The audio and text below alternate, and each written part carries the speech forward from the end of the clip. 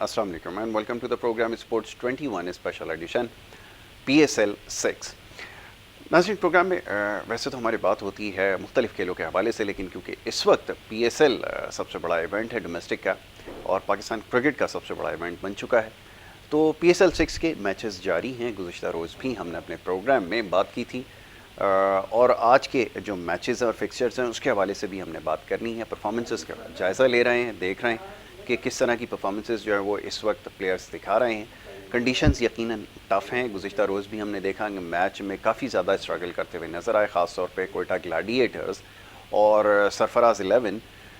अब देखना यह है कि आने वाले वक्त में कौन टॉप स्पॉट पे जाएगा। इस वक्त जो मैच जारी है लाहौर कलंदर्स वर्सेस इस्लामाबाद यूनाइटेड, बड़ा ज़बरदस्त मैच इसका स्टार्ट हुआ। ख़ास तौर पे लाहौर कलंदर के जो बॉलर्स हैं उन्होंने बड़ा ज़बरदस्त स्टार्ट लिया, ख़ास तौर पे शाहीन शनवारी और शाहीन आफरीदी बड़ा ज़बरदस्त उन्होंने स्टार्ट लिया और बड़ी ज़बरदस्त बॉलिंग की। और इस्लामाबाद यूनाइटेड जो कि एक मैच पहले भी हमने देखा कि बड़ी ज़बरदस्त परफॉर्मेंस उन्होंने दी, लेकिन इस मैच में जो है वो बैटिंग उनकी कोलैप्स कर गई। तो ये वो तमाम मामला हैं जिसके ऊपर आज हमने गुफ्तगू करनी है और ख़ास तौर पे जो परफॉर्मेंस इस वक्त देखने में आ रही है, मैच क्योंकि जारी है, इसके ऊपर हम बात करेंगे। लेकिन सबसे पहले जो हमारे स्टूडियोज़ में मेहमान हैं उन्हें मैं वेलकम करूँगा। हमारे साथ आज भी मौजूद हैं जनाब जमील अहमद साहब, एक्सपर्ट हैं क्रिकेट, तज्ज़ियाकार हैं, उनको मैं वेलकम करूँगा। बहुत शुक्रिया जमील भाई प्रोग्राम में वक्त देने के लिए। दूसरे हमारे गेस्ट हैं, हमारे साथ प्रोग्राम्स में मौजूद होते हैं, ख़ासतौर पे PSL के हवाले से, ख़ुद ब्रॉडकास्टर भी हैं और बड़ा ज़बरदस्त एनालिसिस करते हैं। तो बात कर रहा हूँ जनाब मुनीरुल हक साहब की, उनको भी वेलकम करूँगा। बहुत शुक्रिया मुनीर भाई प्रोग्राम में वक्त देने के लिए। सबसे पहले गुफ्तगू का आगाज़ जमील भाई आपके साथ। लाहौर कलंदर्स की ज़बरदस्त, आपने कल भी ये प्रिडिक्ट किया था कि ज़बरदस्त कॉम्बिनेशन है लाहौर कलंदर्स का और बड़ी ज़बरदस्त परफॉर्मेंस उन्होंने दी है। बॉलर्स ख़ास तौर पे अफरीदी, जिस तरह उन्होंने शाहीन अफरीदी ने स्टार्ट लिया, बड़ी ज़बरदस्त बॉल की है और उस्मान ख्वाजा जो है वो टॉप फॉर्म में नज़र आ रहे थे, लेकिन उनको बड़ा ज़बरदस्त डिसमिसल देखने में आया और वो सिलसिला अभी भी जारी है। उन्होंने इस्लामाबाद यूनाइटेड को संभलने मौका नहीं दिया संभलने का। आसिफ अली थोड़ा सा रेजिस्ट कर रहे हैं, थोड़ी सी रेजिलियंस उन्होंने शो की है, बट मेरे ख्याल में डैमेज इज़ डन। क्या कहेंगे, मैं चाहूँगा इस पर थोड़ी बात हो जाए। नहीं, बहुत कल जो कोयटा के खिलाफ जो इन्होंने जो मैच खेला था वो तो दोनों ओपनर बहुत ही शानदार खेले थे और जिस तरह का मतलब 10 ओवर में 137 रन चेस किया था तो इनसे बड़ी तवक्कुआत बढ़ गई थी। लेकिन आज के मैच में जो यहाँ पर तारीफ करना होगी जेम्स फेल्कनर की, जो है यानी समझ लीजिए कि वो जब से आया है ना इनकी टीम में, तो ख़ास तौर पर जो पावर प्ले के ओवर्स हैं वो तो ज़बरदस्त बॉलिंग जो है ना वो कर रहा है। मेरे ख्याल 8 या 9 विकेटें उसकी हो गई हैं 3 मैचों के अंदर और इकोनॉमिक बहुत मतलब ये कि इकोनॉमिकल मतलब जिस तरह वो बॉलिंग कर रहे हैं ना, और इसके साथ लकी ये है कि राशिद खान इनको अवेलेबल है, पूरे सीजन के लिए अवेलेबल है। तो शाहीन शाह अफरीदी मौजूद है, हारिस रऊफ, तो मतलब एक स्ट्रॉन्ग बॉलिंग लाइनअप जो है ना वो लाहौर के पास है। और उसका रिजल्ट ये था कि आज जो मैच स्टार्ट हुआ तो 20 रन पे 5 खिलाड़ी जो है ना उन्होंने आउट कर दिए। 3 खिलाड़ी जेम्स फेल्कनर ने आउट किया 19 रन देकर जो है, और फिर शाहीन शाह अफरीदी ने एक आउट किया, हारिस रऊफ ने पहले ओवर में एक आउट कर दिया। बिल्कुल, तो ये जो एक कॉम्बिनेशन है, बॉलिंग कॉम्बिनेशन, ये बहुत अच्छा। अब जाहिर सी बात है कि दो जो ऊपर के ओपनर के अलावा ये पूरी जो इनकी बैटिंग है ना ये रिलाई करते हैं लोकल प्लेयर के ऊपर। इस्लामाबाद जो है, अब वो लोकल प्लेयर भी जो है ना आज नहीं चल सके, लेकिन जो एक तवक्कुआत होती हैं आसिफ अली से, आज वो शायद उन्होंने पूरी की हैं और 28 गेंदों में 50 रन करके एक मतलब रिजनेबल जो टोटल होता है उस तरफ जा रहे हैं और 80 प्लस रन जो है ना वो हो गए हैं। और मतलब ये कि अभी उनकी बैटिंग जारी है और मैं समझता हूँ कि जो है अगर 150 तक हो जाता है तो, क्योंकि बॉलिंग इनके पास भी अच्छी है, तो एक मतलब एक अच्छा मैच देखने को मिलेगा, अच्छी क्रिकेट हो सकती है, लेकिन स्कोर सेट करना पड़ेगा। जी मुनीर भाई, अब ये फरमाइएगा कि आसिफ अली को बहुत ज़्यादा कर्स किया जा रहा था, बहुत ज़्यादा उनके ऊपर प्रेशर भी था और ये ड्यू परफॉर्मेंस थी जो अब उन्होंने शो की है। I think this is the right time कि इस वक्त तो टीम को ज़रूरत भी थी, आधी टीम क्योंकि बाहर जा चुकी थी, उस वक्त आके परफॉर्म करना चाहूँगा। इसके ऊपर थोड़ी बात हो। सबसे पहले बहुत शुक्रिया यासिर और आपके तमाम देखने वालों को मेरा सलाम। देखिए, आज एक तो सबसे पहले टॉस जीतने वाली टीम ने पहले बैटिंग की है, पहली दफ़ा शायद PSL 6 में हुआ है, तो उस जिंक्स को तोड़ा शादाब ने कि जीतने वाली टीम पहले फील्डिंग नहीं कर रही है बल्कि बैटिंग कर रही है। डिसीजन उनका कुछ अच्छा साबित नहीं हो सका बिकॉज के 20 रन पर आधी टीम पवेलियन लौट गई थी और जब पावर प्ले ख़त्म हुआ था तब भी 20 रन पर 4 खिलाड़ी आउट थे। अगले ओवर की पहली गेंद पे शादाब भी आउट हो गए, तो 20 रन पर 5 आउट होने का मतलब आधी टीम के बाहर होने का मतलब कि कुछ भी हो सकता है कि 50 रन से कम पे भी टीम आउट हो सकती थी, सबसे कम स्कोर भी PSL का बन सकता था, कोई भी चीज़ हो सकती थी। मगर यहाँ बिल्कुल डिस्कार्डेड प्लेयर हैं, बहुत ज़्यादा उनको तनकीद का निशाना बनाया, हमने भी बनाया इसलिए कि उनको बहुत मौके मिले नहीं चले। लेकिन आज जो प्रेशर में उन्होंने इनिंग खेली 28 गेंदों पर 50 रन और 13 ओवर में आई थिंक 83 पर 5 है, तो 20 से 83 तक लाना, इफ्तिखार अहमद भी उनका साथ दे रहे हैं थोड़ा थोड़ा, क्योंकि आगे इनके पास कोई बैट्समैन नहीं है, लास्ट पेयर है इनका, उसके बाद बॉलर शुरू हो जाएंगे। मोहम्मद वसीम जूनियर अगर थोड़ा खेल गए तो खेल गए, बाकी उनके पास इतना है नहीं, तो बहुत हद तक इनको इस पर डिपेंड करना पड़ेगा। तो अगले 7 ओवर्स हैं, अगर ये ले जाते हैं स्कोर को 140 से 150 तक तो फिर फाइट हो सकती है, अदरवाइज नहीं तो फिर वो, क्योंकि 2 ऑलरेडी इनके मेन जो बॉलर हैं वो टीम में नहीं है, ख़ास तौर से हसन अली। बिल्कुल ठीक है, हसन अली पर्सनल रीज़न है, वो छोड़ के जा चुके हैं, और फ़हीम अशरफ भी एटलीस्ट अभी 2 और मैचेस के लिए अवेलेबल नहीं होंगे, तो उसकी वजह से बॉलिंग का उनके प्रॉब्लम है, तो उनको स्कोर अच्छा करना पड़ेगा, वरना ये कि फिर मैच इनके हाथ से, क्योंकि वैसे ही लाहौर का रिदम बना हुआ है। लाहौर की टीम में जो बैटिंग में आप देखें, चाहे वो बेन डंक हो, टिम डेविड हो, अपीज़ हो, उनके पास लाइन लगी हुई है। इवन राशिद खान भी उनके पास बड़े अच्छे बैट्समैन उनके पास भी हैं बॉलर के साथ साथ। तो ये सारी चीज़ों को देखते हुए अभी इस मैच के बारे में कुछ नहीं कहा जा सकता, लेकिन जो शुरू के 5 खिलाड़ी आउट हो गए थे उस वक्त तो बिल्कुल सेंसेशनल ओवर था। पहला जो ओवर था शाहीन शाह अफरीदी का, पहली 3 गेंदों पर, पहली 2 गेंदों पर उन्होंने बीट किया उस्मान ख्वाजा को, और तीसरी गेंद पर उसी डिलीवरी में वो कॉट बिहाइंड उन्होंने करा दिया। फिर उन्होंने आउट किया तो अनलकीली वो एक नो बॉल हो गई दूसरी गेंद पर। बहुत अच्छी बॉलिंग कर रहे थे, नई बॉल के बहुत अच्छे बॉलर बन चुके हैं, पाकिस्तान के लिए बहुत अच्छा है। 20 पर 5 से रिकवरी, ये इस्लामाबाद के लिए बहुत अच्छी चीज़ है कि एटलीस्ट 40-50 रन की पार्टनरशिप होना ऐसे मौके पर जब इतना प्रेशर है। अब देखते हैं कि इस प्रेशर को कितना और सस्टेन करती है इनकी टीम, कहाँ तक लेके जाती है। 140-150 के बाद अच्छा मुकाबला हो सकता है, बट स्टिल जो एज है वो लाहौर को है। लाहौर को एज है। अच्छा, लाहौर का कॉम्बिनेशन बड़ा ज़बरदस्त बन चुका है, बॉलिंग में डेप्थ बड़ी आ गई है, जेम्स फोकनर आ गए हैं, देन राशिद खान है, शाहीन आफरीदी है, अहमद बच्चा अच्छी गेंद जो है वो कर रहा था, और सपोर्ट उनको है बड़ी। तो ये तमाम चीज़ें जो है वो बड़ी मिसिंग थी पास्ट में, हमने देखा है कि जैसे ही उनके पास आई, और कॉम्बिनेशन भी एक बड़ा अच्छा बन गया है। सुहेल अख्तर खुद भी जो है वो फ्रंट से लीड कर रहे हैं, देन बैटिंग में भी अब उनके डेप्थ आ गई है। तो चांसेस क्या लग रहे हैं, ये बताइए कि ये वो टीम है, बड़ी अंडररेटेड टीम थी, बहुत ज़्यादा क्रिटिसाइज इसको किया जाता था, लेकिन अब आप देखें कि उन्होंने बड़ा स्ट्रॉन्ग कमबैक किया है। चांसेस क्या नज़र आ रहे हैं? चांसेस तो मुझे बहुत मतलब इनके जो है ना ज़्यादा नज़र आ रहे हैं। वजह ये है कि अगर आप शुरू के PSL देखेंगे ना, 3 से 4 PSL, उसमें तो जो है ना बहुत मायूसकुन कारकर्दगी रही, और लेकिन इनकी जो मैनेजमेंट है लाहौर कलंदर की, ये बहुत साबित कदम रही। और उन्होंने मतलब अपने कप्तान को भी नहीं हटाया, और मतलब जो इन पे एक मिशन है ना कि प्लेयर प्रोड्यूस करना, देखे ना फैजान को उन्होंने चांस दिया, अब नीचे दानियाल को भी खिला रहे हैं, वो जो इन्हीं की प्रोडक्ट है ना, जैसे हारिस रऊफ को लाए, तो ये जो काम ये कर रहे हैं ना, तो ये हार और जीत से बेनियाज हो कर रहे हैं। लेकिन जो प्लेयर इन्होंने लिए हैं, लकी है ये कि वो सारे के सारे जो ना चल रहे हैं और परफॉर्म कर रहे हैं। देखिए ना, मतलब ये कि अब जैसे समित पटेल जो है ना, मतलब जाहिर है मिसिंग नहीं, मतलब आ सके, और वो क्या कहते हैं वेजे जो है वो मतलब अवेलेबल नहीं। अब जो 2 प्लेयर लिए हैं वो दोनों इतने जबरदस्त हैं कि मैं समझता हूं कि टिम डेविड तो बहुत ही शानदार मतलब खेल रहे हैं।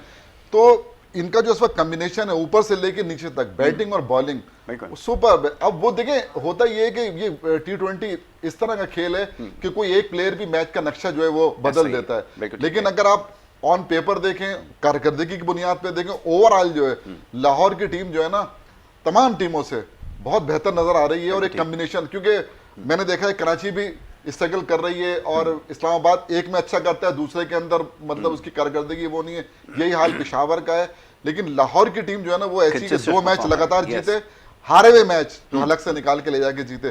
फिर ये तीसरा मैच है, इसके अंदर भी मैं इस वक्त जो सूरत हाल है उसके अंदर हम कह सकते हैं कि अभी तक जो है वो लाहौर को बरतरी हासिल है, क्योंकि बैटिंग लाइन उनकी बहुत स्ट्रॉन्ग है। अगर 150 रन होते हैं तो मैं समझ, क्योंकि अब जो एक इनका मेन बॉलर था ना हसन अली के नाम, अली खान को खिलाया इन्होंने। अब वो अली खान जाहिर है कि किस तरह की परफॉर्मेंस देते हैं, तो निस्बतन थोड़ा बहुत तो फर्क आएगा ना उससे। तो मैं समझता हूं कि इस मैच के अंदर तो लाहौर को चांसेस ज्यादा हैं। ठीक है, थोड़ी सी कल की मैच की बात कर ली जाए। कल आपने कुछ प्रेडिक्ट किया था और बिल्कुल ठीक बात साबित भी हुई कि कोयटा ग्लैडिएटर्स के लिए मुश्किल हो जाएगा। लेकिन कोई चार्म नज़र नहीं आ रहा, कोई उसमें एनर्जी नज़र नहीं आ रही, बहुत सारी चीज़ें उसमें से मिसिंग हैं, ना सरफराज की एंड से, ना प्लेयर्स के पास से, कहीं से कोई पॉजिटिविटी नज़र नहीं आ रही। तो अब ये समझा जाए कि कोयटा ग्लैडिएटर्स बाहर हो गया है, क्या ऐसा ही है? कोयटा ग्लैडिएटर्स तो बाहर हो चुकी है, हो चुकी है। अगर मैथमेटिकली तो इन है, लेकिन अगर कराची की जो टीम जो डिफेंडिंग चैंपियन है वो तीनों मैच हार जाती है, ये तीनों मैच जीत जाते हैं और मुल्तान भी कराची को हरा देती है, Ifs and buts आ जाएंगे, बिल्कुल ठीक मतलब है। ये आप समझ लें कि वो डूबते को तिनके का सहारा वाली बात है, अदरवाइज तो अब नहीं है। कल उनके ओनर का ट्वीट भी आ चुका है, नदीम उमर साहब का, उन्होंने माजरत कर ली है सबसे कि भाई हमारी टीम अच्छा नहीं खेली, ख़राब साल था, अगले साल हम इंशाल्लाह आएंगे तो पिक करेंगे। तो उसका मतलब ये है कि अब कोयटा का तो ख़त्म हो गया। अब उनकी जो मैचेस होंगे वो सिर्फ वो होंगे कि वो अपने आप को कितना अच्छा खेल सकते हैं, फॉर्मेलिटी होगा, और वो खुद उनके खिलाड़ी किस तरह बेहतर खेल सकते हैं। लाहौर की बात की, नो डाउट लाहौर इस वक्त बहुत अच्छी है। फ़खर जमान की इनिंग्स भी लाहौर से ड्यू है, अभी तक फ़खर जमान ने इनिंग्स नहीं खेली है। हम तो बैन डैंक और टीम डेविड और ऑफिस पे ही है, वो अभी फ़खर जमान भी उनके पास है, वो बहुत अच्छी इनिंग्स खेल सकते हैं, वो अकेले तरह तरह भी मैच को निकाल सकते हैं। कल के कोयटा वाली अगर मैच की बात करें, देखिए कल कोयटा ने जिस तरह पावर प्ले तक काबू रखा था ना मैच में, सिर्फ 22 रन बने थे और 2 खिलाड़ी आउट हुए थे। उस 22 रन से 7वां जो ओवर था उसमें भी थोड़ा सा मुझे प्रेशर में नजर आए थे कामरान अकमल भी, और वो नए आए थे डेविड मिलर। वहाँ अगर वहाँ से जो इनके हाथ से मैच निकला है ना, उसके बाद तो फिर 125 की पार्टनरशिप बना दी कामरान अकमल और उन्होंने, डेविड मिलर ने 43 बॉल्स पर 73 रन और 4 छक्के और 8 छक्के के चौके लगाए उन्होंने। कामरान अकमल ने भी 50 कर दी।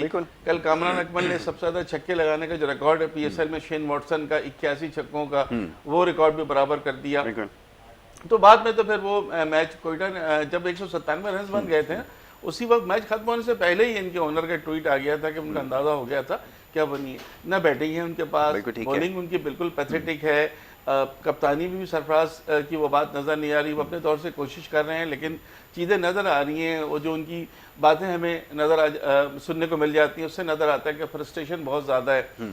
तो कोयटा का तो आई एम सॉरी, कोयटा का तो अब ख़त्म हो गया। अब हमें देखना है कि टॉप 4 में मुल्तान पहुँचेगी या नहीं पहुँचेगी। मुल्तान ने अपना मैच जीत कर थोड़ा सा लाइव रखा हुआ है कि जी वो अभी अगर मैचेस जीतते हैं, आज जो मैच है मुल्तान का अगर वो जीत लेते हैं तो फिर उनके लिए चांसेस रहेंगे। अदरवाइज ये तो मुझे लगता है कि जो इस वक्त 4 टीमें टॉप पोजीशन पर हैं, शायद वही टॉप 4 में जाएंगी अभी तक जो ये। और फिलहाल जो इनका आज का मैच चल रहा है, अभी अच्छी परफॉर्मेंस चल रही है उनकी, 94 for 5 थोड़ी देर पहले तक थे और अच्छी बैटिंग कर रहे हैं। कहाँ तक लेकर जाते हैं ये देखेंगे और किस तरह का रिप्लाई आता है। बिल्कुल ठीक है। अच्छा जी, अब ये प्लेयर्स का कुछ इशू है, कुछ ऐसी टीम्स हैं लाइक कोयटा ग्लैडिएटर्स जिसमें शेन वॉटसन ने बड़ा इंपॉर्टेंट रोल प्ले किया था, उनका ना होना, फिर की प्लेयर्स चले जाते हैं हर दफ़ा, तो इससे भी फ़र्क पड़ रहा है क्या सरफराज को? क्योंकि कोई कॉम्बिनेशन अभी तक अप्लाई हो नहीं रहा, और इस दफ़ा भी जब वो आए, ये जो दूसरा सेगमेंट है इसका, चैप्टर 2 इसको कह लेते हैं, इसमें भी प्रॉब्लम यही रहा है कि जो की प्लेयर्स हैं वो चले जाते हैं, ये फिर नए प्लेयर्स लेकर आना और फिर सारी चीज़ें एक्सपेरिमेंट करना, इसका भी फ़र्क है। और साथ में ये भी ज़रा बात कीजिएगा, जैसे हम 2-3 चीज़ों को पॉइंट आउट यहाँ कर चुके हैं कि बैटिंग ऑर्डर को सही यूटिलाइज़ करना, बॉलर्स को सही इस्तेमाल करना, रन्स कंटेन करने की स्ट्रैटेजी बनाना, ये सारी चीज़ें सब मिसिंग नज़र आ रही हैं। उसकी क्या वजह है? देखिए, उसकी वजह यही है कि कम्बिनेशन ही नहीं बन सका। देखिए, शेन वॉटसन के जाने का इनको बहुत नुकसान हुआ है, समझे ना। वजह उसकी ये है कि जो वो था ना, तो उसके होते हुए जो ऊपर जो जाहिर है वो खेलता था पावर प्ले, तो एक अच्छा, फिर इनके पास एक डेप्थ थी बैटिंग के अंदर, ऑलराउंडर बहुत अच्छे थे, अच्छी कारकर्दगी कर रहे थे, परफॉर्मेंस हो रही थी। अब असल में हुआ क्या है, देखिए जब ये शुरू के जो 4 वो हुए ना पीएसएल, उसमें उसने 3 वो खेले फाइनल, 2 वो फाइनल हारे, एक फाइनल उन्होंने जीता 2019 का। तो 4 जो वो थे उसमें सबसे पॉपुलर टीम जो है कोयटा की टीम थी, अगर आप देख रहे हैं तो बहुत। लेकिन जो आखिरी के 2 जो पीएसएल खेले हैं, वो पीएसएल जो है ना उसके अंदर कारकर्दगी जो है ना वो नहीं रही है जो हम एक्सपेक्ट कर रहे थे कोयटा से। और उसके चाहने वाले भी बहुत ज्यादा हैं, जाहिर सी बात है कि उसको बहुत वो करते हैं, क्योंकि जाहिर है कि कराची बेस जो है ना वो क्या कहते हैं कोयटा की, लेकिन लड़के कराची के भी हैं और कराची वाले उनसे बहुत मोहब्बत भी करते हैं। लेकिन कारकर्दगी जो है ना, कारकर्दगी के एतबार से और वो जो है ना बिल्कुल मतलब उस मेयार पे जो है ना नहीं रही, ना इस सीजन में ना इससे पिछले सीजन के अंदर। शेन वॉटसन को अगर आप मतलब देखिए ना, हर दफा ये चेंज करते रहते हैं ना, तो अब देखना ये है कि जो आने वाला जो साल है उसमें किस तरह की पिक जो है ना वो करते हैं। और देखिए जब तक आप कॉम्बिनेशन नहीं बनाएंगे ना, आप कुछ भी कर लें।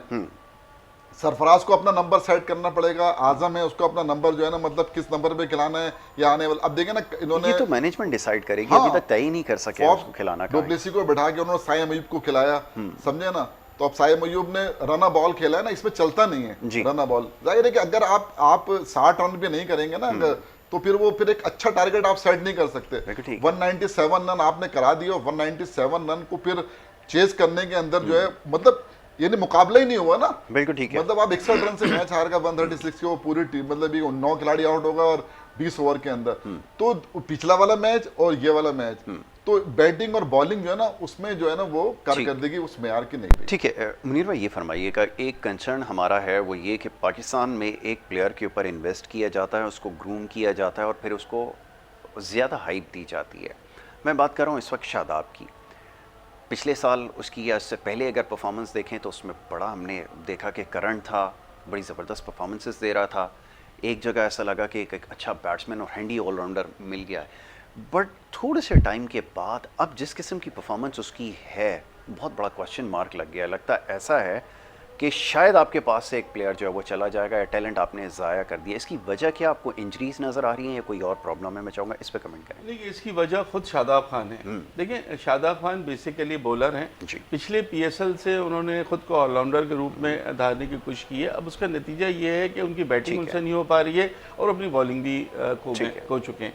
फिर दूसरी बात, लीडिंग फ्रॉम द फ्रंट वाली चीज़ उनमें नज़र नहीं आ रही। देखिए यासिर वो पाकिस्तान की वनडे टीम के नायब कप्तान है, वो पाकिस्तान की T20 टीम के नायब कप्तान है। नायब कप्तान का काम होता है कि फ्रंट से लीड करे, और यहाँ इसके कप्तान है इस टीम के, अपनी टीम के, तो इस्लामाबाद यूनाइटेड के, तो फ्रंट से लीड नहीं कर रहे हैं। कराची में जब 4 गेंदों पर 4 छक्के लगाए शर्जील खान ने इनको, तो उसके बाद ये इन्होंने दूसरा ओवर नहीं कराया। यहाँ जब आखिरी ओवर में मैच जीतने का था इन्होंने खुद। अच्छा मुनीर भाई सॉरी, आपको यहाँ पे मुझे रोकना होगा, एक छोटी सी ब्रेक लेनी है। ब्रेक के बाद जब वापस आएंगे तो ये डिस्कशन जारी रहेगी। आप देखते रहें स्पोर्ट्स 21।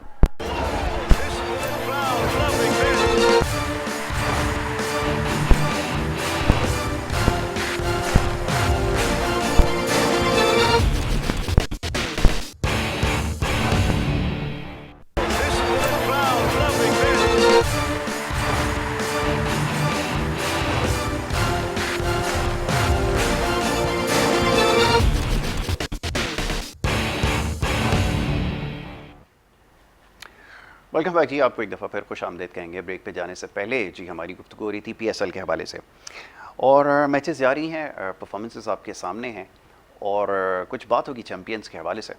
क्रिकेट मैच हमेशा आपको पता है कि इंटरेस्टिंग तब होता है जब प्लेयर्स इसमें जान लगाते हैं, और हीरोइक मोमेंट जब इसके अंदर आते हैं तो उसकी वजह से मैच में जान आती है।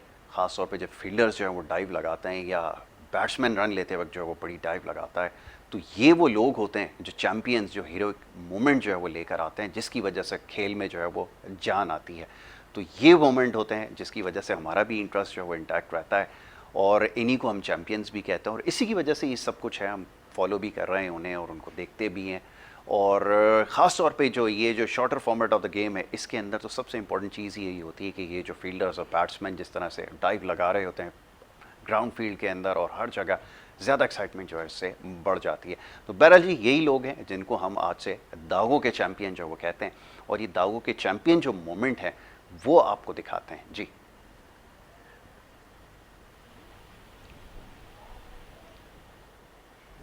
हैवी डाइव है। गिर तो सब गए हैं, लेकिन देखते हैं कौन बनेगा सर्फ एक्सेल दागों का चैंपियन।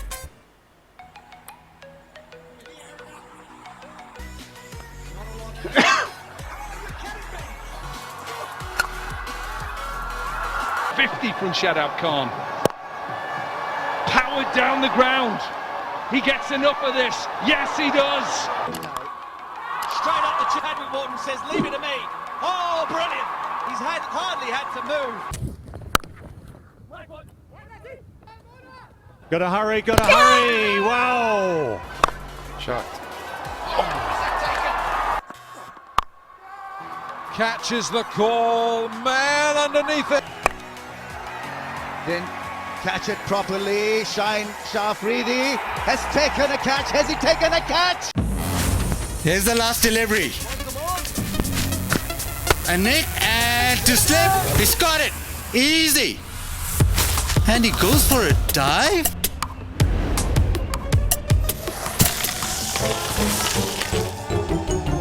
ओए हैवी डाइव है। गिर तो सब गए हैं, लेकिन देखते हैं कौन बनेगा सर्फ एक्सेल दागों का चैंपियन।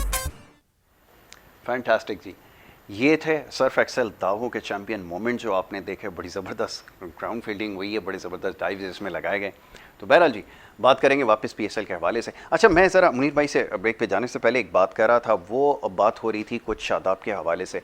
तो ये प्लेयर्स हमें इनके ऊपर नज़र रखनी होगी, इनके ऊपर इन्वेस्ट किया है, इनके ऊपर बड़ा टाइम लगाया, आपने इनको क्रिकेटर बनाने की कोशिश की है।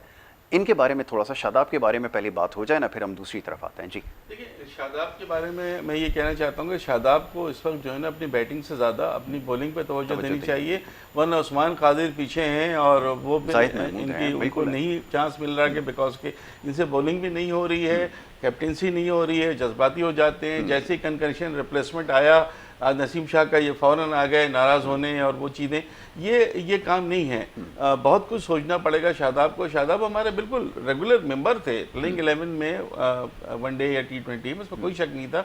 लेकिन जो लास्ट ईयर से इन्होंने ये कोशिश की है कि जी मैं हर कोई मोहम्मद रिजवान की तरह कामयाब नहीं हो सकता है। रिजवान ने ओपन आके अपने आप को प्रूव किया है, तो ज़रूरी नहीं कि आप भी चौथे नंबर पर आकर बैटिंग करें, क्योंकि चौथे नंबर की जो बैटिंग है वो बैट्समैनों के लिए होती है, जो परमानेंट बैट्समैन होते हैं। आप अभी नहीं डेवलप हुए, तो बेहतर ये है कि आप जो है कैप्टेंसी को देखें और अपनी बॉलिंग को देखें, रादर देन कि आप इस तरह की जल्दबाजी करेंगे। आप कभी चौथे नंबर पर आ रहे हैं, आज 5वें नंबर पर आए, फौरन आउट हो गए, तो ये शादाब के लिए किसी तरह नहीं है।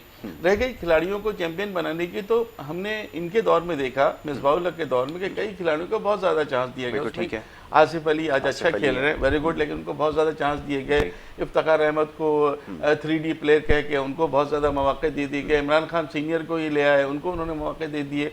कई खिलाड़ियों को बहुत ज़्यादा खिलाया गया। तो ये चीज़ें जो है ना, ये चीज़ें कभी भी अच्छी नहीं होती हैं। आपको हमेशा टैलेंट पे भरोसा करना पड़ेगा। कुछ खिलाड़ियों को बहुत ज़्यादा खिलाया गया, हुसैन तलत, इफ्तिखार अहमद, अब वो बिल्कुल डिस्कार्डेड प्लेयर में, अब उनको टीम में नहीं रखा गया है, बिकॉज ज़ाहिर उनको इतने मौके दिए कि नहीं चल सके। तो कई चीज़ें ऐसी हैं जिनको देखना होगा यासिर, और अभी ये PSL से हमें पता चल जाएगा। फिर बहुत टफ हमारा जो है टूर आ रहा है इंग्लैंड का और वेस्ट इंडीज़ का। 8 T20 इंटरनेशनल हैं, उसमें बहुत कुछ हमें देखना पड़ेगा, वरना हो सकता है कि वो खिलाड़ी जो अभी टीम में नहीं सेलेक्ट किए गए हैं, हमको उनको ही दोबारा टीम में शामिल करना पड़े और चेंजेस काफ़ी करनी पड़े। तो ये बहुत कुछ देखने की ज़रूरत है। बिल्कुल ठीक है। अच्छा, ये टीम सिलेक्शन की बात तो करती है यहाँ पर, और होना भी यही है। हमारी जो नज़रें हैं वो तो अगले आने वाले टूर के ऊपर हैं। ज़्यादा मुश्किल है, कंडीशंस भी टफ होंगी और टीम आपके पास है नहीं। अब ये इसमें जो अंडर परफॉर्म लड़कों ने किया है, उनमें से कुछ लोग ऐसे हैं जिनका नाम भी आ चुका है। ये क्या तरीक़ाकार है, ये ज़रा समझाइए ना। आपने तो एक क्राइटेरिया सेट किया था कि जो इसमें परफॉर्म करेगा वो जाएगा। जस्टिफाइड है T20 के लिए तो हो सकता है, बट तीनों फॉर्मेट के लिए नहीं होता। लेकिन हमारे अनफॉर्चुनेटली तीनों फॉर्मेट यहीं से प्लेयर आपको लेने पड़ते हैं। अच्छा, मैं ज़रा सा खतरे कलामी माजरत चाहूँगा। 18वें ओवर का खेल हो रहा है, 134 for 5, तो स्टिल इनकी जो पार्टनरशिप है ये चल रही है। 68 आसिफ और 46 पर पहुँच गए हैं इफ्तिखार अहमद। चलिए, ये अच्छा आपने किया कि इनपुट हमें दे दिया, क्योंकि ये ज़रूरी है ना। हम देखें कि हम टोटल क्या सेट होता है। जी हाँ, देखिए अभी मुनीर भाई ने बात की है शादाब के ऊपर ना, ये जो हमारी टीम मैनेजमेंट है ना, ये जो जिस प्लानिंग से चलते हैं ना, ये अपने जो इनके माइंड सेट है उस प्लेयर की जगह बचा के रखते हैं। यासिर शाह की मिसाल आपके सामने, बिल्कुल ऐसा ही है। इन्होंने वहां पर उसको नहीं खिलाया ना, जाहिद महमूद को, कि अगर परफॉर्म कर दिया तो उसकी जगह अभी भी वो फिट नहीं है ना, तो प्रॉब्लम है। बात असल में ये है कि अब ये जैसे शादाब हैं, आपने इनको वाइस कप्तान बना दिया, ठीक है ना। न्यूजीलैंड के अंदर ये अनफिट होके और ये खेल गए, उसका नतीजा क्या हुआ, ये बाहर हो गए जी। और बाहर होने के बाद मैं जो इनको अभी देख रहा हूं ना, मुझे अभी भी ये 100% फिट नजर नहीं आ रहा है। इसलिए कि जो कारकर्दगी, जो थ्रिल है ना उसके अंदर, वो चीज नजर नहीं आ रही है। अच्छा, दूसरी बात ये है कि आप ये जो कप्तानी कर रहे हैं ना, देखिए एग्रेशन होना चाहिए कप्तान में, लेकिन इतना नहीं होना चाहिए जितना ये दिखा रहे हैं। इससे उसकी अपनी कारकर्दगी खराब होती है। बिल्कुल ठीक है। इतने ऊपर आके खेलने की आपको जरूरत नहीं है। आपको तो 4 ओवर 5 ओवर अगर मिल जाए ना तो आपके लिए बहुत है। आपने अपने आप को खराब कर लिया है, टीम के लिए नुकसान दें आप। अगर नीचे आप बैटिंग करते थे 6-7वें नंबर पे ना, तो वो टीम को फायदा होता था। बिल्कुल ठीक है। अब ऊपर आने के बाद जो है ना आपकी कारकर्दगी भी खराब हुई है, उसकी वजह से टीम पे दबाव में जाती है, क्योंकि कप्तान जो है ना बहुत इंपॉर्टेंट होता है। अब आपको जो ना इस्लामाबाद ने कप्तानी दी, लेकिन उसका नतीजा क्या हुआ कि पिछले उसके अंदर आप देख लें कि ये क्या कहते हैं पावर प्ले के अंदर उसमें भी नहीं आए थे टॉप 4 के अंदर, ठीक है ना। अब इस दफा जो है ना कारकर्दगी चलें, अभी तक तो इत्मीनान बख्श है जरूर है, लेकिन इनकी अपनी कारकर्दगी जो है ना वो इत्मीनान बख्श नहीं है। और मैं ये समझता हूँ कि हमें किसी एक प्लेयर के ऊपर जो है ना वो इन्हिसार नहीं करना चाहिए क्रिकेट में। हमें जो ना रिप्लेसमेंट देखें, अगर वो उस्मान कादिर अच्छी बॉल कर रहा है ना तो आप उसको मौका दें। नवाज ने बहुत अच्छी बॉलिंग की, नवाज को मौका दें। और वो जो अहमद वसीम है, प्लेयर तो आपके पास है ना, जरूर नहीं है आपको लेग स्पिनर ही खिलाना है। देखिए इसी टाइप के जो प्लेयर है ना बॉलिंग ऑलराउंडर, शादाब को कभी हम बैटिंग ऑलराउंडर नहीं कहेंगे, बॉलिंग ऑलराउंडर। ये भी नवाज को ले लें, अहमद वसीम को ले लें, ये भी वही है बॉलिंग ऑलराउंडर, है ना। तो आप इनको अगर मौके दें और दोनों में ये सलाहियत है कि ये सर्किल में गेंद करने की सलाहियत रखते हैं, तो हमें जो है सोचना पड़ेगा इस तरफ। जो अच्छा दूसरा आपने जो सवाल किया था, जी एक अनवर अली के भी हमने बात करनी है। अच्छा नहीं, मैंने आगे आपसे वो पूछना था कि ये जो टूर के लिए जो टीम सिलेक्शन होगी परफॉर्मेंसेस के ऊपर बेस कर, देखिए टीम तो इनकी बनी हुई है जी, मैं आपको बता दूं। एक आध प्लेयर ही जो है ना, मतलब ये जो इन्होंने वो अंडर परफॉर्म कर रहे हैं वो भी इसके अंदर शामिल हो जाएंगे। मैं समझता हूं कि जो मोहम्मद वसीम जो लड़का है ना, वो मुझे लग रहा है कि शायद उसको मैं मतलब उसकी कारकर्दगी जो मैं देख रहा हूँ ना T20 के अंदर, क्योंकि आपने 8 खेलने हैं T20, 3 इंग्लैंड में और 5 जो ना वेस्ट इंडीज। एक बात और मैं बोलूंगा आपको ना, ये पता नहीं क्या फैसला है यार कि आपने एक टेस्ट मैच कम करके और 2 T20, यकीन करें इतना अफसोसनाक फैसला है ना। देखिए क्रिकेट का हुस्न जो है ना वो टेस्ट क्रिकेट है। आप टेस्ट तो वैसे ही इतने कम हो रहे हैं, समझे ना यार। 3 T20 बहुत थे, यहाँ 3 T20, वहाँ एक टेस्ट आपको जरूर वो करना चाहिए। 12 इनके क्या वो है कि हमारे पास क्या टेस्ट के जो ना हमारे पास ज्यादा अच्छी टीम है टेस्ट की, मैं समझता हूँ स्ट्रॉन्ग टीम है, बॉलिंग बैटिंग अच्छा परफॉर्म भी कर रहे हैं, लेकिन मेरी समझ में नहीं आता कि इन्होंने क्यों ऐसा किया कि मतलब ये कि जो ठीक है। अनवर अली के बारे में आप कुछ कहना चाह रहे थे, मैं चाहता हूँ इसके ऊपर भी बात हो ना। जो प्लेयर्स हैं खासतौर पर टैलेंट हमने जो ज़ाया किया है ना, इसको नहीं भूलना चाहिए। इसके बारे में देखिए अंडर 19 से सामने आए थे, पोटेंशियल उनमें है। यहाँ भी हमने देखा कई मैच उन्होंने जितवाए भी हैं, लेकिन अनफॉर्चुनेटली वो कोविड और दूसरी वजह से अभी नहीं जा सके। लेकिन ये जो अभी बात कर रहे थे ना शादाब की, शादाब पे तो मैंने खासा आपको कह दिया है कि अभी उनकी कैप्टनसी भी दूर है। और आपने टीम सिलेक्शन की बात की कि टीम में तो देखिए वही टीम जाएगी जिसका अनाउंस हुआ है, चाहे वो उनके खिलाड़ी परफॉर्म करें या नहीं करें। यहाँ कोई एक्स्ट्राऑर्डिनरी परफॉर्म कर जाएगा तो भी इंग्लैंड वेस्ट इंडीज़ तो वो नहीं जाएगी, क्योंकि वो टीम अनाउंस हो चुकी है, सारे उनके वीज़ा प्रोसेस और ये वो सारी चीज़ें हो गई, तो वही खिलाड़ी जाएंगे। हाँ, जो यहाँ परफॉर्म करेंगे उनके लिए इन 8 मैचेस के बाद मौका होगा कि वो 8 मैचेस जो हैं वो कि में क्या परफॉर्मेंस रहती है और कौन से खिलाड़ी यहाँ हैं। मोहम्मद वसीम जूनियर बहुत अच्छी परफॉर्मेंस दे रहे हैं, ऑलरेडी हैं भी स्क्वाड में, तो उनसे तो हमें बहुत तवक्कुआत हैं। मैं ये समझ रहा हूँ कि शादाब खान को अपनी जगह मोहम्मद वसीम को अभी प्रमोट करनी चाहिए। लॉन्ग हैंडल हैं, उनको अगर आप लाएंगे वो आउट भी हो जाते हैं, कोई फर्क नहीं पड़ता, आप उनको मौका दे सकते हैं। उनके बारे में यही पता चला है कि वो अच्छी बैटिंग करते हैं, जाना बैटिंग का, बॉलिंग तो बहुत अच्छी कर रहे हैं वो। बॉलिंग में तो उनका कोई वो नहीं है, वो किसी वक्त भी स्क्वाड में आ सकते हैं, प्लेइंग 11 में भी आ सकते हैं और बहुत इम्प्रूव्ड नज़र आ रहे हैं मुझे। सवाल यही पैदा होता है ना कि आप अगर किसी खिलाड़ी को वाइस कैप्टन टीम का बनाते हैं तो आप पहले ये देखें टीम में जगह भी उसकी है या नहीं। बिल्कुल ठीक है। क्या हम 100% कह सकते हैं कि शादाब खान की टीम में जगह है? नहीं है ना। अगर नहीं है तो फिर अगर उनको खिलाया जाता है तो फुली फिट शादाब बहुत अच्छी बॉलिंग करेंगे तो शादाब की जगह है। शादाब की नथिंग अगेंस्ट शादाब, कोई वो नहीं है, बहुत अच्छे हैं, आगे हो सकता है मैचेस में परफॉर्म वो कर दें, लेकिन उनका फुली फिट होना और साथ साथ अच्छी बॉलिंग करना ये क्राइटेरिया है उनका। बैटिंग करना या कप्तानी या नायब कप्तानी नहीं है। और कप्तानी में तो हम उनको देख चुके हैं। आपने ये पहले से डिटर्मिन कर लिया था कि आपने इसको अगला कप्तान बनाना है, ये प्लानिंग आप देखिए ज़रा। आपने पहले प्लेयर का पोटेंशियल देखना होता है। हमारे यहाँ अनफॉर्चुनेटली एक मैच पे 1.5 मैच की परफॉर्मेंस के ऊपर बहुत जल्दी हम चीज़ों को जो है एनालाइज कर लेते हैं कि जनाब इसके अंदर हमें मुस्तकबिल का कप्तान नज़र आ रहा है, आपने उसके ऊपर बर्डन डाल दिया, क्योंकि फिर बहुत बुरी तरह एक्सपोज हुआ। अब में उसकी गलती नहीं है, आपने उसका इस्तेमाल गलत किया है जिसका नतीजा ये निकला है। पहले वो बॉलर था, आप उसको बॉलर रखते, मैनेजमेंट ने और इन लोगों ने उसको पुश करके बैटिंग तक पहुँचा दिया। अब वो समझता है कि शायद मैं बैट्समैन ज़्यादा अच्छा हूँ, बॉलर कम हूँ। वही जो आपके फॉर्मर क्रिकेटर एक थे, क्या नाम था उनका, शाहिद आफरीदी, वो सारी ज़िंदगी वो कंफ्यूज ही रहे कि वो बॉलर हैं या बैट्समैन है, वो कभी तय कर ही नहीं सके। कभी बैटिंग अच्छी हो जाती थी तो वो कहते थे जी मैं बैट्समैन हूँ, कभी बॉलिंग अच्छी हो गई तो मैं तो ये आपके एक अजीब ट्रेंड जो है आपने चला दिया है। मेरे ख्याल में इसका नुकसान आपको ज़्यादा लेकिन हुआ है। शाहिद आफरीदी की जो एक क्लास थी ना, जो पावर हिटर थे, उसमें तो अभी शादाब तो दूर दूर तक नहीं है, मैच नहीं है, नेचुरल बिल्कुल टैलेंट ठीक था है। उनमें। वो सही है कि वो कभी बैटिंग में चलते थे, कभी बॉलिंग में चलते थे, और अब तो वो बॉलर एज अ बॉलर ही खेलते हैं अगर मुल्तान सुल्तान के लिए खेलते हैं, क्योंकि बैटिंग तो जी, उनकी जी। अगर आ जाती है वो कर देते, लेकिन बॉलिंग उनके 4 ओवर अच्छे कराते थे वो।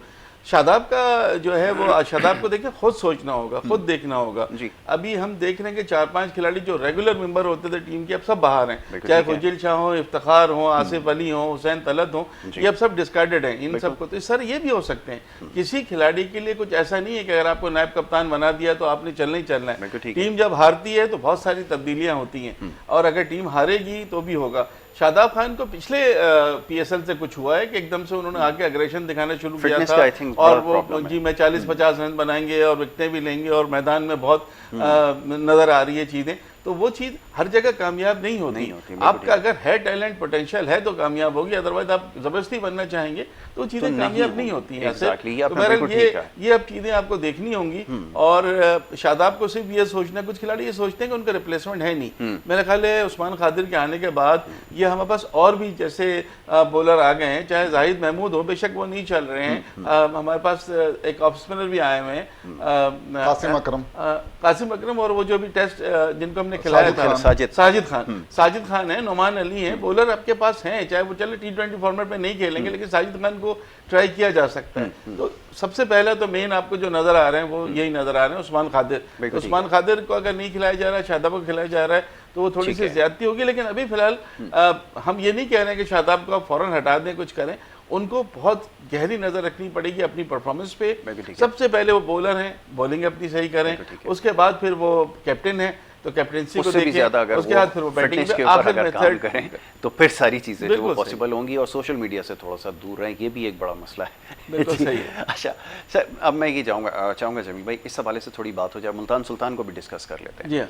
ड्यू परफॉर्मेंस है अभी सबके ऊपर, एक रिजवान को करना है, बात बहुत सारे और जो प्लेयर्स हैं जो बड़ी अच्छी फॉर्म में थे, ये बीच में जो एक गैप आया है, शायद इसकी वजह से भी थोड़ी सी परफॉर्मेंसेस को जो है वो कुछ फ़र्क पड़ा है। यकीनन इतने अरसे के बाद दोबारा से आना, नई जगह जाकर फिर खेलना, वो यहाँ कंडीशंस और थी, वहाँ सूरत हाल और हो गई। मुल्तान सुल्तान के बारे में जी। मुल्तान सुल्तान को वहाँ की मेरे ख्याल सूट कर रही है सूरत, हाँ वहाँ की कराची की बनस्बत अगर आप देखें तो वहाँ की जो सूरत हाल है वो सूट कर रही है।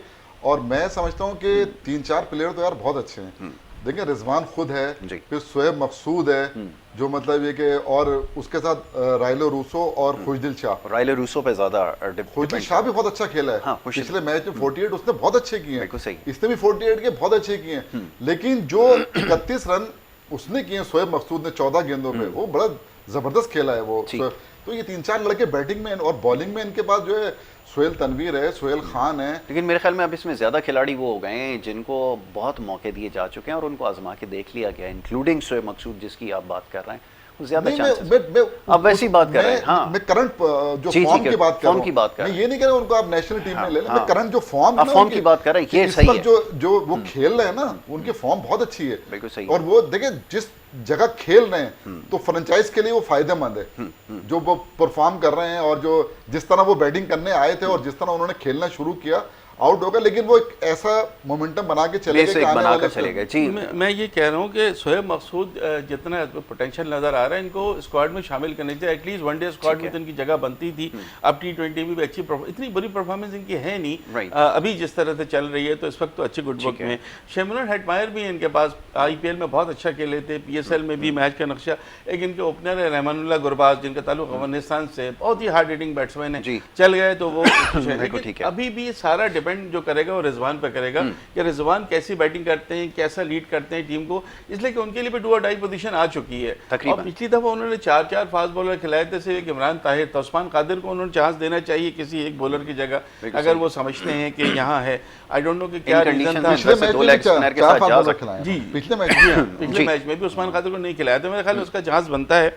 और बाकी ये कि इनमें से कोई भी प्लेयर देखिए ना, चाहे राइलो रूसो सेंचुरी बना चुके हैं PSL में, शेमरन हेटमायर मैच का नक्शा बदलने की सलाहियत रखते हैं। अब खुशदिल शाह भी बहुत अच्छी परफॉर्मेंस दे सकते हैं। इनको इतना ट्राई नहीं किया जितना दूसरे लोगों को नेशनल टीम में ट्राई किया गया है। तो खुशदिल शाह को यहाँ परफॉर्मेंस दिखानी होगी कि शायद उनके साथ ज्यादती हो रही थी या क्या है। लेकिन मुल्तान सुल्तान के लिए आसान नहीं है। मुल्तान सुल्तान के अभी सिर्फ 4 पॉइंट्स हैं, बहुत उनको सफ़र तय करना है। सारे मैचेस उनको ऑलमोस्ट जीतने हैं, एक आध मैच वो हारे तो हारे, अच्छे मार्जिन से भी जीतने हैं। उसके माइनस में है इनका नेट रन रेट। तो अब शावर जल्मी बहुत अच्छी फॉर्म में है और आज तो उनके पास वो 3 प्लेयर भी उनका अवेलेबल होंगे, डेविड मिलर भी, फिडेल एडवर्ड्स भी, फेबिन एलन भी, जो आज के मैच के बाद चले जाएंगे। तो आज के मैच में तो उनको अवेलेबल हैं। मिलर ने जैसी बैटिंग की थी आप देख चुके थे, क्या ज़बरदस्त बैटिंग की है। फिर शुएब मलिक भी उनके पास। हाँ, हैदर अली की हमने बात करनी थी कि हैदर अली जो हैं पहले 3 T20 इंटरनेशनल खेले, 2 50s, बड़ा अच्छा गया भाई, ये तो हमें बड़ा पोटेंशियल मिल गया। उसके बाद हालत ये है कि हम जो 11-12 इन्होंने मैचेस खेले, किसी में भी 5, 10, 2, 15 इस तरह से इन्होंने रन बनाए। 27 इनका हाईएस्ट स्कोर है। तो उसके बाद तो कंसिस्टेंसी इनकी है नहीं। यहाँ भी कल पहली गेंद पर आउट हो गए जिस तरह शॉट खेलते हुए। तो हैदर अली को बहुत ज़्यादा देखना होगा। अभी भी पाकिस्तानी टीम उनके ऊपर डिपेंड कर रही है कि शायद उनको T20 वर्ल्ड कप के लिए उन खिलाड़ियों में रहेंगे कि जो इनकी फहरिस्त में हैं। लेकिन अगर ये इसी तरह परफॉर्मेंस देते रहे तो फिर बहुत जल्दी ये भी डिस्कार्डेड प्लेयर की लिस्ट में ना आ जाए। बिल्कुल ठीक है, इनके ऊपर अब काम करने की ज़रूरत है। क्योंकि वक्त कम है, थोड़ा सा इसको वो कर लेते हैं। हैदर अली की जैसे बात हो रही थी, प्लेयर बहुत ज़्यादा एरर्स हैं। अब एक तो वो जल्दी, ठीक है आपका T20 है, शॉर्टर फॉर्मेट है, लेकिन इसका मतलब ये नहीं होता कि आप फ़ौरन से मैच को सम अप करने की कोशिश करो। अच्छा जी, वक्त बिल्कुल खत्म हो गया। 1 लाइनर हैदर अली के बारे में अगर कुछ कहना चाहे। हैदर अली को तो हमने मतलब ये कि देख लिया ना, मतलब आजमा भी लिया, देख भी लिया, मैचेस भी दे दिए। तो मैं नहीं समझता कि मतलब उसकी जो है ना, मतलब ये कि अब टीम में जगह बनती है। लेकिन चूंकि जाहिर टीम जो अनाउंस की है उसमें तो उसका नाम है। लेकिन अब अगर आप उसको जबरदस्ती प्लेयर बनाना चाहते हैं तो बना दें। ठीक है, मैं एक बात जरूर कहता हूँ कि मुझे नहीं पता, मैं कल भी आपसे एक बात कही थी कि शुएब मलिक की फॉर्म जो है ना बहुत जबरदस्त है। वर्ल्ड कप में आप जो है उसका इस्तेमाल कर सकते हैं। ठीक है। अब ये इन्होंने जो गलती की है ना वो ये कि उसका अनाउंस नहीं किया तो 8 T20 तो वो नहीं खेल सकेंगे। ठीक है, चलें जी। अब क्योंकि प्रोग्राम का वक्त खत्म हो गया, मैच जारी है और मैच के हवाले से इंशाल्लाह ये हमारी डिस्कशन आगे भी जारी रहेगी। यहाँ पर आपसे इजाज़त लेने का वक्त है। अपना बहुत ख्याल रखिएगा। मोहम्मद यासिर को और हमारी टीम को दीजिए इजाज़त। अल्लाह के बाद।